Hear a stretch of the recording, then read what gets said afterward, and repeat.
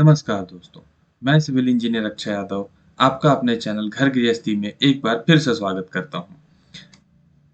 ये जो हमारा वीडियो है, ये प्लिंथ बीम के बारे में होने वाला है। जैसा कि आप लोगों को पता होगा कि होम कंस्ट्रक्शन के ऊपर हमने एक वीडियो सीरीज चालू किया है। ये उसी सीरीज का एक वीडियो है। इसके पहले हमने आप लोगों को बताया था कि अगर आपके पास एक घर का प्लान है तो उसके साथ आपको और कितने सारे प्लान एक इंजीनियर द्वारा दिए जाएंगे, जिसमें एक प्लान होता है लेआउट प्लान। इसी लेआउट प्लान के आधार पे हम साइट पे कॉलम का मार्किंग करते हैं, कहाँ कहाँ पे कॉलम्स आने वाले हैं। उसके लिए हम कुछ ऐसे रॉड और धागे की मदद से साइट पे लेआउट करते हैं, और इस साहुल की मदद से कॉलम मार्किंग करने के बाद हम ऐसे फुटिंग एरिया को पहले चूने से मार्किंग कर लेते हैं।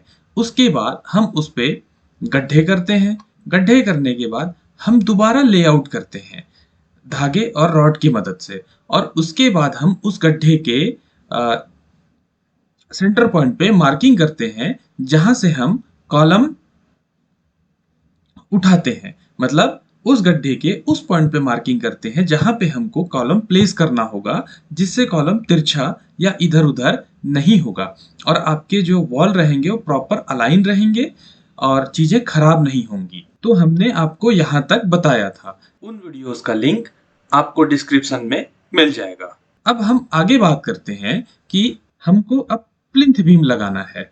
तो अगर आपने एक इंजीनियर से प्लान बनवाया है, रेडी करवाया है, तो वो आपको एक प्लिंथ बीम का भी अलग से प्लान देंगे। जैसा कि अभी आप स्क्रीन पे देख सकते हैं, ये प्लिंथ बीम का प्लान है ना। ये जो रेड और ब्लू कलर के जो भी यहाँ पे आपको मार्किंग दिख रहे हैं, ये सारे कॉलम्स हैं, और ये जितने भी 9-9 इंच के आपको लाइन दिखाई पड़ रहे हैं, ये एक्चुअल में पूरे के पूरे प्लिंथ बीम है। और आप देख सकते हो कि हर प्लिंथ बीम का डिस्टेंस एक दूसरे से इस यहाँ पे लिखा हुआ है। इस डिस्टेंस की वजह से आपका प्लिंथ बीम आगे पीछे नहीं होगा, आपका वॉल भी पूरे के पूरे कॉलम के साथ में चलेंगे, और चीजें अच्छे तरीके से होंगी। आपका पैसा सही जगह पे यूज होगा, है ना। और आपके इंजीनियर इसके साथ साथ आपको प्लिंथ बीम का डिटेल भी देंगे कि प्लिंथ बीम में कितने रॉड लगने हैं, क्रैंक बार कैसा डालना है, उसमें रिंग का साइज क्या होगा, बीम का साइज क्या होगा, उसमें मटेरियल का मिक्सचर कैसा होगा, मतलब मोटार कौन सा यूज होगा, है ना। आप यहाँ पे देख सकते हो कि यहाँ पे हमने 6 रॉड यूज किए हैं, जिसमें कि 4 तो कॉर्नर पे हैं 12 mm के। आप ये देख सकते हो, 2 12 mm के टॉप बार और 2 12 mm के बॉटम बार, और हमने 2 12 mm के क्रैंक बार भी यूज किए हैं। और जो रिंग का साइज है, ये 6.5 बाई 9.5 का है। तो अब हम आगे चलते हैं हमारे साइट पे। तो हमारा साइट तो यही है ना। तो अब आप देखो कि ये हमारा प्लॉट है और सामने पे रोड है। अब आप यहाँ से देख सकते हो कि जो रोड है, ये प्लॉट पे हल्का सा तिरछा गया हुआ है, क्योंकि आप लोग भी जनरली देखे होंगे कि रोड और प्लॉट कभी सीधे नहीं होते। ठीक है, वो मनमाने ढंग से बस ऐसे ही होते हैं। बट आपको तो अपना घर सीधा बनाना है।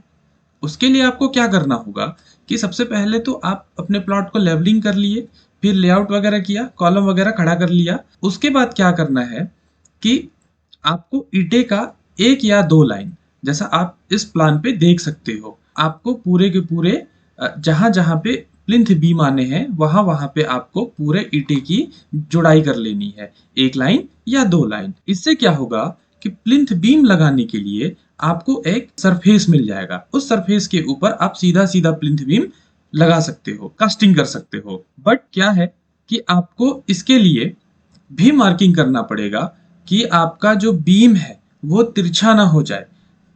उसके लिए क्या करना होगा कि आप लोग देखे होंगे, एक पाइप आता है जिसको वाटर लेवल मेजरमेंट पाइप बोलते हैं, जिस पाइप पे पानी भरा जाता है।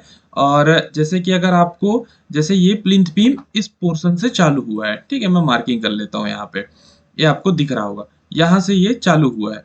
तो ठीक इस तरफ भी ये प्लिंथ बीम उतने ही हाइट में आया जितना यहाँ पे आया है। उसके लिए क्या होता है कि एक पाइप रहता है ना। वो पाइप आप देखे होगे या नहीं भी देखे होगे तो आपको दुकानों पे मिल जाएगा। तो उस सपोज ये पाइप है, ठीक है। अब इस पाइप पे भरा हुआ है पानी और ये ट्रांसपेरेंट पाइप होना है। तो क्या होगा कि अगर यहाँ पे इस पाइप पे पानी भरा हुआ है, ठीक है। अब क्या होगा कि हम इस पाइप को ऐसा सेट करेंगे कि जो पानी है वो दोनों लेवल पे बराबर आना चाहिए। अगर यहाँ पे पानी इस पे आ रहा है तो इस छोर पे भी पानी इसी लेवल पे ही आएगा। ये वाटर की प्रॉपर्टी होती है, जैसा आप लोग जानते हो। तो हमको क्या करना है, यहाँ पे मार्किंग करना है और यहीं से फिर प्लिंथ बीम लेना है सीधा सीधा। तो ये थोड़ा सा अगर आप लोगों को समझ में नहीं आया होगा तो कोई बात नहीं, मैं किसी और वीडियो पे आप लोगों को इस वाटर लेवल के ऊपर अच्छे से बता दूंगा। तो अब हम आगे बढ़ते हैं। तो आप देख सकते हो कि हमने इस पे पूरे के पूरे प्लिंथ बीम लगाया हुआ है। आप ये प्लिंथ बीम का प्लान को देखो। देखो पीछे पे एक पूरी की पूरी बीम आई हुई है। फिर ये लास्ट वाले को छोड़ देना, ये बाउंड्री वॉल का है, ठीक है। तो हमने बाउंड्री वॉल को अभी इसमें कंसिडर नहीं किया है। तो आप ये देख लो, ये पीछे पूरी की पूरी प्लिंथ बीम आई है। फिर यहाँ पे बाथरूम और ड्रेसिंग रूम था, तो उसके लिए देखो यहाँ पे कोई कॉलम नहीं है, बट हमने प्लिंथ बीम दिया हुआ है क्योंकि इसके ऊपर में एक वॉल आएगा। तो उस वॉल को भी नीचे से सपोर्ट चाहिए, उस सपोर्ट के लिए हमने यहाँ पे एक प्लिंथ बीम दिया हुआ है। वैसे ही आप देखो कि यहाँ पास भी एक बीम था, है ना, बट हमने यहाँ पास भी बीम को आगे बढ़ाया हुआ है। ये देखो ये भी बढ़ाया हुआ है, क्यों? क्योंकि यहाँ पास भी एक वॉल आनी है। और प्लिंथ बीम का काम कॉलम को कनेक्ट करना तो होता भी है, साथ साथ में वॉल को भी सपोर्ट देने का होता है। अब आप हमेशा कंफ्यूज रहोगे कि प्लिंथ बीम पे रॉड कैसे दिया जाए। जैसे मिस्त्री लोग क्या करते हैं, या तो 4 रॉड डाल देंगे या 6 रॉड डाल देंगे या कितने भी डाल देंगे, क्योंकि ना तो आपका मिस्त्री के पास उतना नॉलेज है, ना ही आपके ठेकेदार के पास उतना नॉलेज है ना। और मैं तो हमेशा बोलता हूँ कि ठेकेदार घर नहीं बनाता, ठेकेदार सिर्फ अपना घर चलाता है आपके पैसों से, है ना। अगर आपका घर कोई बनाएगा तो वो इंजीनियर ही बना सकता है। तो मैं आपको अभी दिखा रहा हूँ, ये देखो यहाँ पे आपको ये बीम दिख रहा है। हमने इस पे 6-6 इंच की दूरी पे पूरे रिंग दिए हुए हैं। और यहाँ पे आप देखो कि ये रॉड ऐसे ये रेड वाला रॉड तो पूरा कॉर्नर कॉर्नर पे है, चार्ट हो। बट आप देखो ये बीच में ये 2 रॉड हैं ब्लू कलर के, आधे पे हैं, फिर ये आधा नीचे पे है, फिर इधर भी वैसी है। बट ये क्यों है? हमें डिजाइन तो नहीं बनाना था अपने बीम पे, बट ये है क्यों? इसी को हम क्रैंक बार बोलते हैं। क्रैंक बार का मतलब ये होता है कि जो निगेटिव मूवमेंट जो जनरेट होता है बीम पे, उसको रजिस्ट करने का काम करता है। बेसिकली आपके घर को टूटने से बचाता है। अब इस क्रैंक बार को भी देने का एक नियम है, L/3 और L/4 में भी दिया जाता है इसको। अब आपने सुना तो होगा कभी न कभी, और अगर नहीं सुना है तो अभी सुन लो। क्रैंक बार को देने का जो नियम होता है ये L/3 और L/4 में होता है। अब ये क्यों होता है और कहाँ कहाँ पे हम L/3 और L/4 को यूज करते हैं? तो अच्छा, सबसे पहले तो L/3 होता क्या है, अभी आपको तुरंत बताता हूँ। जैसे मान के चलो ये हमारा 10 फीट का एक बीम है, ठीक है। आप इसे बीम कंसिडर करना, इस लाइन को, ये 10 फीट का है। मैं इसका डायमेंशन आपको दिखाता हूँ, ये 10 फीट का बीम है। अब इस पे हमको L/3 पे देना है। तो L/3 मतलब क्या? 10 को आप पहले 3 से डिवाइड करो। तो ये हमारा कैलकुलेटर ओपन हो गया। ये 10 डिवाइडेड बाई 3, तो कितना आ रहा है? 3.33। यहां से हम ले लेंगे, एक मिनट, हाँ, यहां से हम ले लेंगे 3.33। ये मार्क कर लिया, इंच में हो गया, सॉरी फीट में करना था। 3.33 फीट ये हमने मार्क किया, ठीक है। तो यहां तक हमारा क्रैंक बार आएगा।